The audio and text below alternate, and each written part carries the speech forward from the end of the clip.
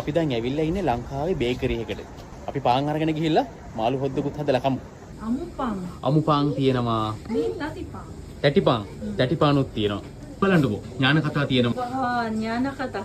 ඥාන කතා වගේ කැමතිම කෑමක් නේ. ආති ගොඩක් තියෙනවා. මේ අචු පාන්. ඒගොල්ලෝ මෙතනමයි ඔක්කොම දේවල් ටික හදන්නේ. තමයි කෑම හරිම පිරිසිදුයි. මේ තියෙන්නේ අමු පාන්.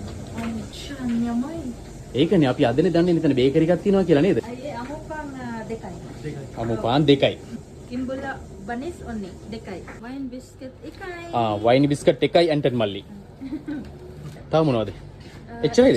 එච්චරයි. මොන්න අපි ಜಾති ගොඩක් ගත්ත ඇන්ටන් මල්ලිකින්. ආයෙ නං හරි. ස්තුතියි. හරි. ಜಾති ගත්තා. යන් එහෙනම්. යම්. පාන් කන්න පොඩි හදන්න මාළුත් අරගෙන යන්න. ඕනේ.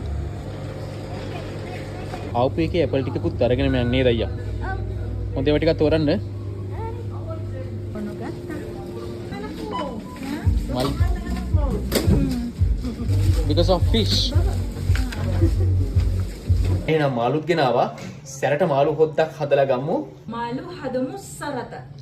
පොල් සම්බෝලයක්. සම්බෝලක් සරත. පොල් සම්බෝලෙකුත් අඹරලා ගමු. ඔව්. රෝස් පාන් කණ්ඩ හදන මාළු හොද්ද තවම තැම්බෙන ගමන්.